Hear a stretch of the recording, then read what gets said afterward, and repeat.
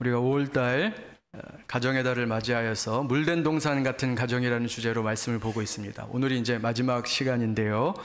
이제 창세기 2장 말씀을 오늘 이제 끝내게 됩니다. 여러분, 우리의 다 같은 소원이 있죠. 우리 가족이 참 복된 가정 되기를 원한다. 참 아마 모두의 바람일 거예요. 행복한 가정, 화목한 가정, 건강한 가정 이루는 것이 우리 모두의 소원입니다. 어떻게 하면 우리는 그런 물된 동산과 같은 가정을 이룰 수 있을까? 오늘 본문은 그 핵심이 부부 관계에 있다고 말씀하고 있어요. 여러분도 잘 아시겠지만 가정의 행복은 건강한 부부 관계에 기초를 합니다. 부모와 자식 간의 관계도 또 형제, 자매, 동기 간의 우애도 또 어떤 가족 전체의 분위기도 사실 결국에는 부부 관계에서 비롯되는 거예요. 부부 관계가 좋지 않으면 부모 자식 관계도 어렵습니다. 형제 자매 우애간도 어려워요. 그래서 정말 이 부부의 관계가 중심을 딱 잡고 있어야 그 가족이 복된 가정이 될 수 있는 거예요. 왜 그러냐? 하나님이 창조 때 그렇게 만드셨어요. 에덴 동산을 지으실 때 남편과 아내를 에덴 동산의 두 기둥으로 세우신 겁니다. 우리가 잘 아는 창조의 그 과정을 보면 이렇죠. 하나님이 첫째 날 빛과 어둠을 창조하시고, 둘째 날 하늘과 바다를 지으셨어요. 그리고 그때마다 보기 좋더라 이렇게 말씀하셨어요. 셋째 날도, 넷째 날도, 다섯째 날도 보기 좋더라. 그런데 여섯째 날 창조를 하시고 거기에 부사가 하나 붙습니다. 뭐라고 하셨어요? 심히 보시기에 좋더라. 사투리로 하면 억수로 오지게 좋았다는 거예요. 그런데 이 심히 좋았더라 하시기 전에 사실 하나님 보시기에 좋지 않은 것이 하나 있었어요. 그 좋지 않은 그 부족분이 채워졌을 때 하나님이 심히 좋았다 하신 겁니다.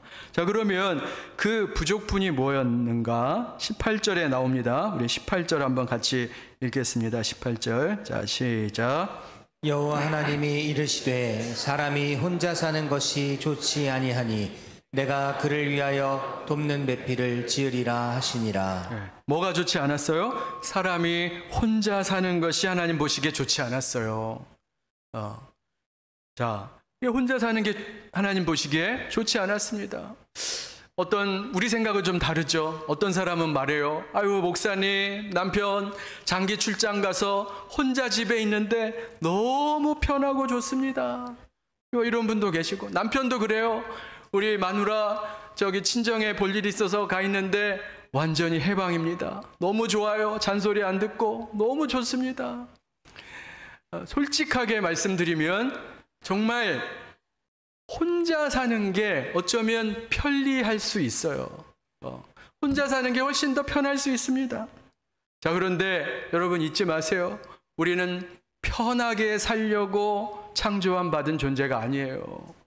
편하게 사는 게 우리 인생의 목적이 아닙니다. 하나님이 그것을 우리의 인생의 목적으로 삼지 않으셨어요. 여기 보기 좋지 않다 하신 것은 사명과 연관이 있습니다.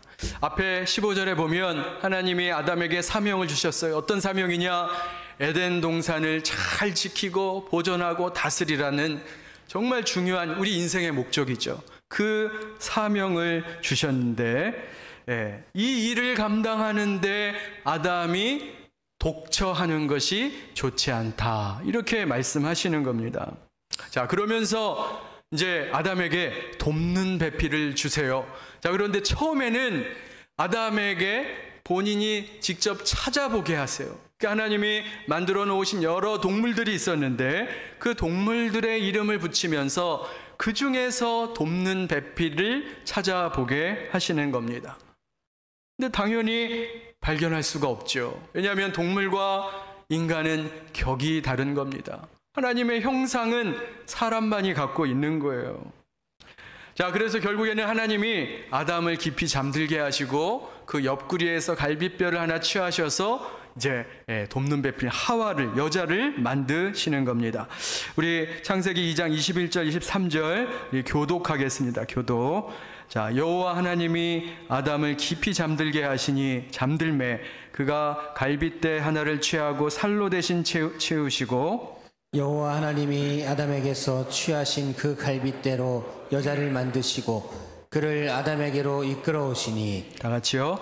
아담이 이르되 이는 내 뼈 중에 뼈요 살 중에 살이라.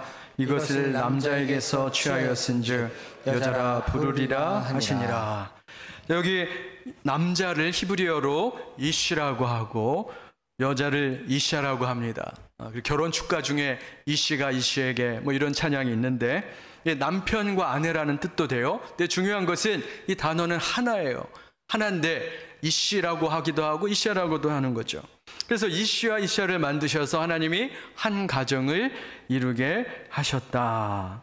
자, 그리고 남편과 아내에게 이 에덴 동산을 잘 지키고 다스릴 수 있는 각각의 사명을 주십니다. 사명을 주세요. 그런데 이 사명이 바로 오늘날 저와 여러분에게 주시기도 하는 사명이에요. 우리 가정이 정말 물된 동산, 에덴과 같은 동산 되기를 원하신다면 오늘 이 사명의 말씀을 마음판에 잘 새기고 그 말씀에 어찌하든지 순종하기를 애쓰는 저와 여러분 되시기를 주님의 이름으로 축원합니다. 정말 중요한 사명이니까 잘 들으셔야 돼요. 먼저 우리 이샤 아내에게 주시는 사명입니다. 간단해요. 돕는 배필이 되라는 거예요. 우리 아내분들만 한번 따라해 보세요. 돕는 배필이 되자. 네, 돕는 배필이 되셔야 돼요. 이게 아내의 사명입니다. 아니 목사님, 지금 시대가 어느 시대인데 돕는 배필이라니요. 남자 여자가 평등하고 요새는 뭐 여자가 뭐 사법고시도 엄청 많이 붙고 고위직도 여자들이 하고, 그런데 여자 보고 돕는 배필이라뇨. 솔직히 제가 남편보다 더 능력 있고 돈도 더 많이 버는데 이 돕는 배필이란 말이 이게 맞는 겁니까? 뭐 이렇게 생각하시는 분도 계실 거예요. 제가 오늘 말씀 준비하면서 그래서 기도를 많이 했습니다. 주여, 제가 여자들 눈치 안 보고 성경의 진리만 선포하게 하여 주옵소서. 담대하게 선포하기를 제가 기도했어요. 여러분 잘 이해하셔야 돼요. 이 돕는 배필이란 말을 자꾸 우리는 어떻게 생각하냐면 이게 어떤 수준이나 지위로 생각하는데 그게 아니라는 거예요. 돕는 배필이라는 것은 역할을 말하는 거예요. 남자가 여자보다 우월하고 여자가 남자보다 열등하다, 그런 의미로 돕는 배필이 아닙니다. 여러분 삼위일체를 보면 이해가 되실 거예요. 삼위일체를 여러분 그래서 잘 배우셔야 돼요. 삼위일체가 뭐냐면 성부, 성자, 성령의 삼위가 계시는데 이분들의 역할이 다 달라요. 성부는 구원을 계획하시고 그래서 성자를 이 땅에 보내셨어요. 성자는 그 성부의 말씀에 순종해서 십자가에 죽으셨습니다. 성령도 성부의 뜻에 따라서 우리 구원의 보증이 되시고 인을 치시는 각각의 역할이 다른 거예요. 그러나 성부, 성자, 성령 그 영광과 능력과 권위에 있어서는 동등한 줄로 믿습니다.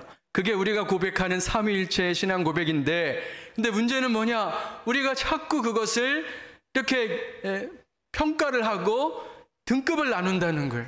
성부 하나님 1등, 성자 하나님 2등, 성령 하나님 3등, 이렇게 해서 뭔가 이렇게 열등과 우월의 관계로 자꾸 바라보는데 이게 인간의 아주 못된 죄악된 습성이라는 거예요. 그렇지 않다는 거예요. 성부, 성자, 성령은 그 영광과 권위와 능력에 있어서 동등하신 겁니다. 마찬가지로 하나님이 창조하신 남자와 여자도 동등한 관계예요. 동등한 관계.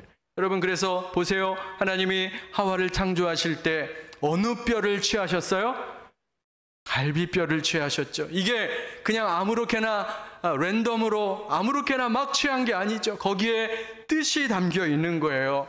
신학자 매튜 헨리가 이렇게 주석을 합니다. 발에 있는 뼈를 취하지 않으신 것은 여자가 멸시받고 밟히지 않게 하기 위하심이고, 머리에 있는 뼈를 취하지 아니하신 것은 남자 머리에 여자가 올라가면 안 된다는 뜻이고, 갈비뼈를 취하신 것은 아내가 남편과 동등한 존재요 사랑받고 귀히 여김을 받아야 한다는 뜻이다. 이렇게 주석을 했어요. 그러니까 여러분, 이 돕는 배필이라는 것은 아내의 역할을 의미하는 것이지 절대로 여자가 열등하거나 이렇게 사이드 존재라는 그런 뜻이 절대 아니라는 거예요. 그래서 하나님이 창조의 원리, 창조의 질서를 만드셨는데, 가정에서 남편이 리더의 역할을 하고 아내는 돕는 역할을 하는 것이 하나님이 만드신 가정의 질서라는 것입니다. 여러분, 그것을 꼭 기억하셔야 돼요. 자, 그런데 여기서 우리가 질문이 생겨요.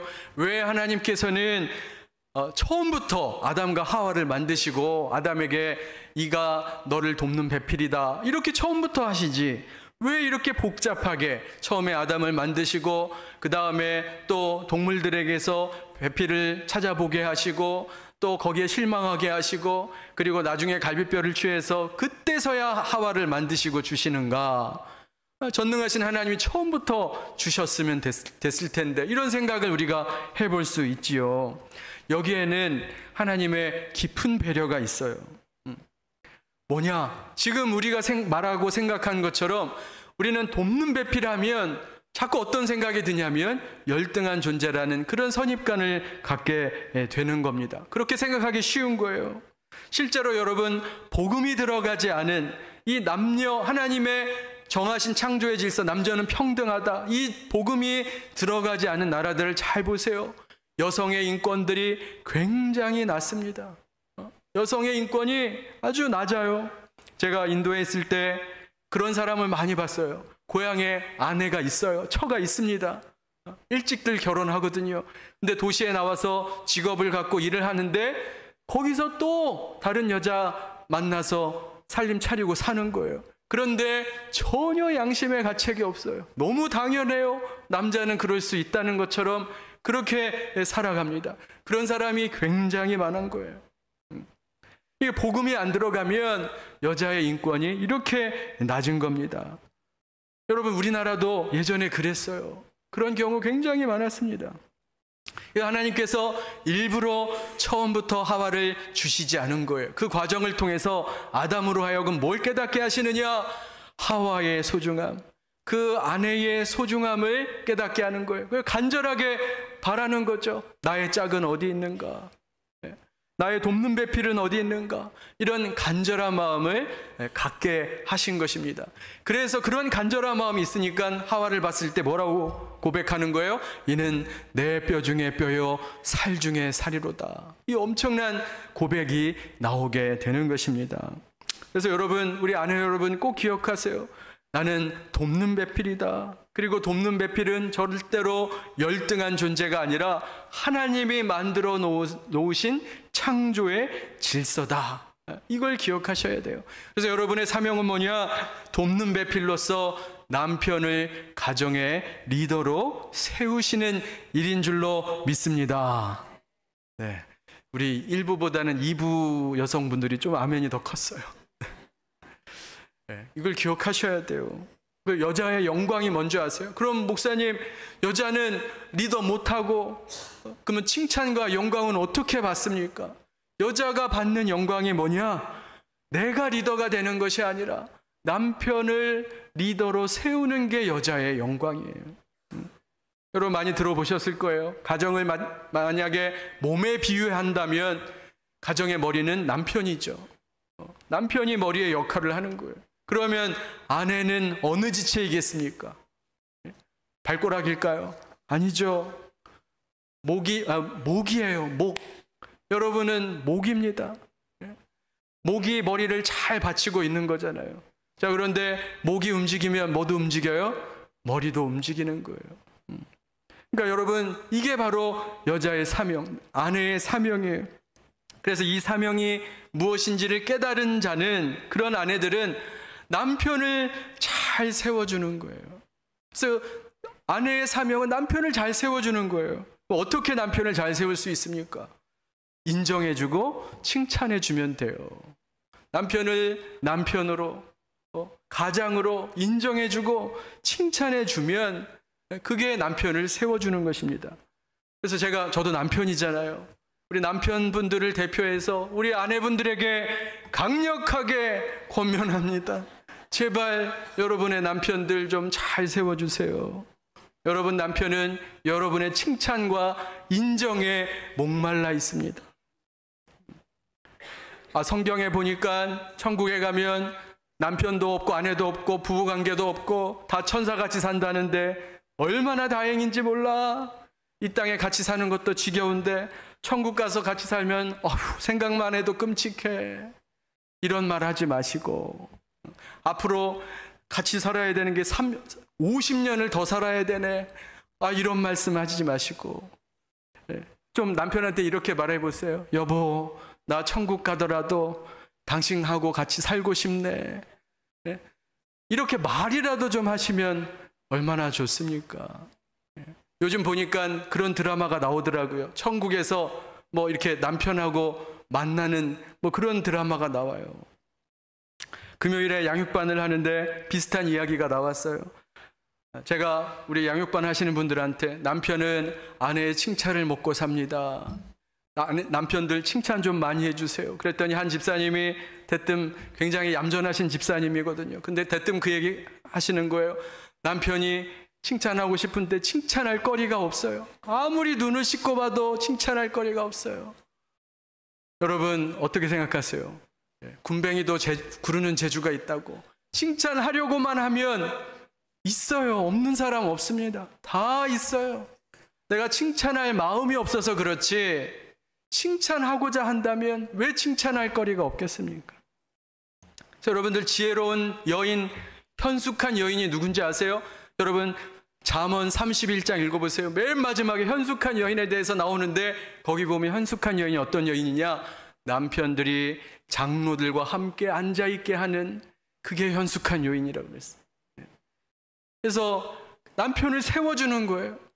남편이 귀한 자리에 앉을 수 있도록 뒤에서 돕고 지지하고 격려하고 그게 현숙한 여인이라는 것입니다. 여러분 오늘 아내의 사명 꼭 기억하셔서 나는 돕는 배필이다. 그 믿음으로 사명 잘 감당할 때 여러분의 가정이 물된 동산 될 줄로 믿습니다. 두 번째로 이제는 남편에게 드리는 사명이에요. 이 씨에게 남편에게 주신 사명은 뭐냐? 한 몸을 이루라는 겁니다. 24절에 나오죠. 이러므로 남자가 부모를 떠나 그의 아내와 합하여 둘이 한 몸을 이룰지로다. 이는 내 뼈 중에 뼈요 살 중에 살이라. 이게 뭐예요? 이게 한 몸이란 뜻이죠. 하와는 아담의 몸에서 나왔잖아요. 그러니까 한 몸이잖아요.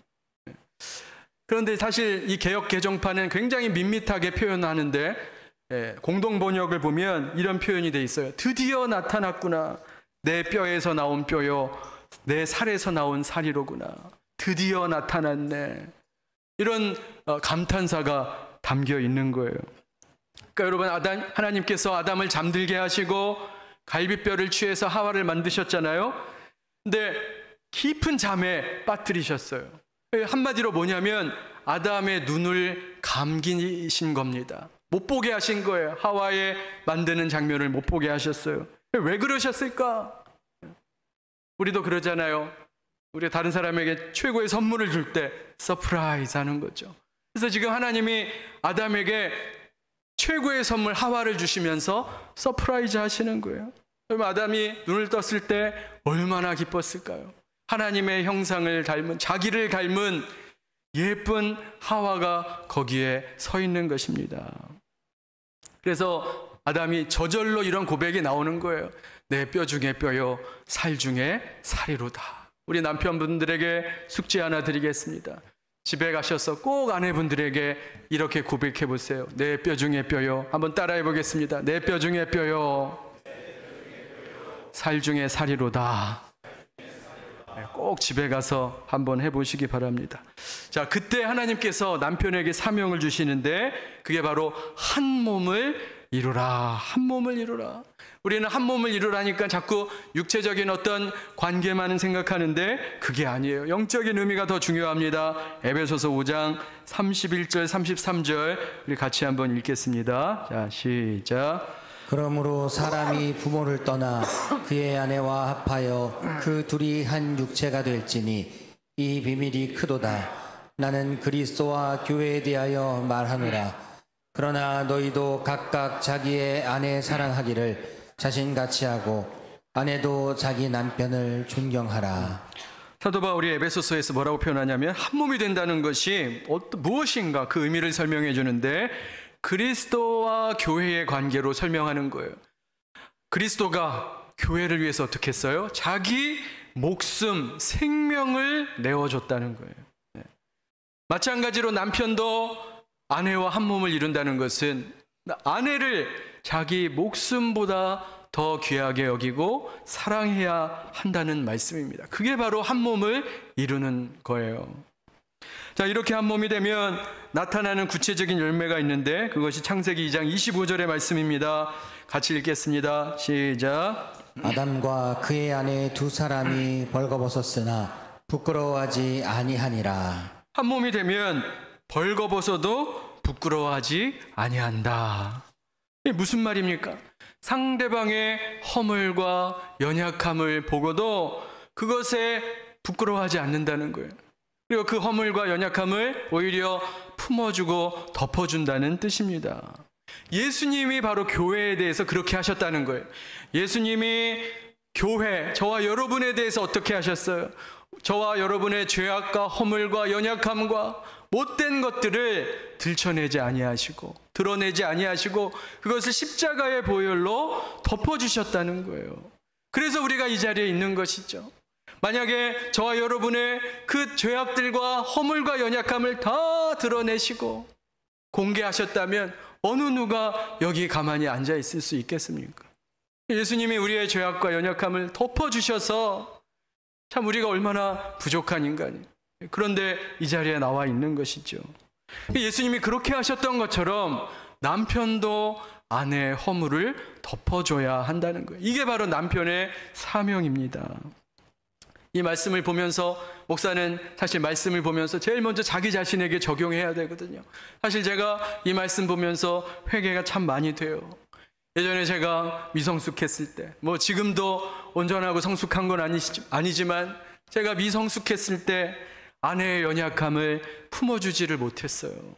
오히려 아내의 그 연약함을 지적질하고 그럴 때가 너무 많았던 것을 제가 보게 됩니다.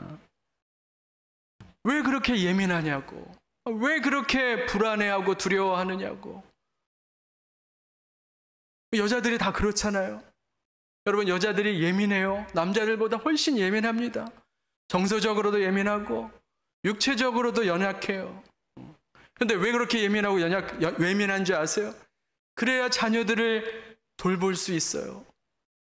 여자들은 예민하니까 아이가 우는 울음소리만 들어도 아이가 기저귀를 갈아줘야 되는구나. 여자들은 금방 캐치하잖아요. 그게 예민함에서 나오죠. 남자들은 아기가 이렇게 우는지 저렇게 우는지 도통 알아먹을 수가 없어요. 여자에게 하나님이 그런 예민함을 주셨는데 문제는 그런 예민함을 보고 남편들이 정죄를 하고 지적질을 하는, 제가 그랬다는 거예요.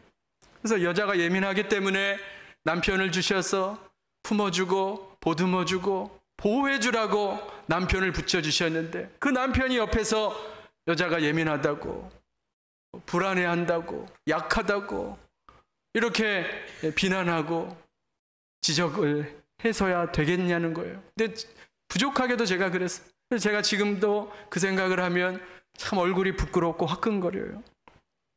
여러분, 저를 포함해서 우리 남편들 꼭 기억하시기 바랍니다. 아내는 연약한 존재예요. 아내는 육체적으로 정서적으로 연약한 존재입니다.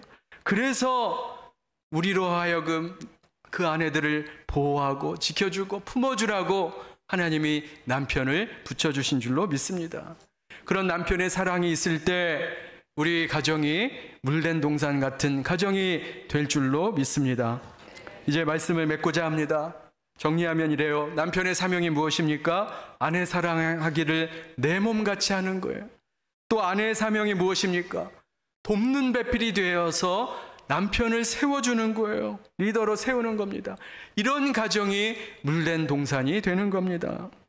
근데 반대로 이 사명에서 멀어지면, 그래서 하나님과 멀어지면 어떻게 되는지 아세요? 가정이 가시와 엉겅퀴가 나고 그렇게 메마른 사막이 되는 거예요.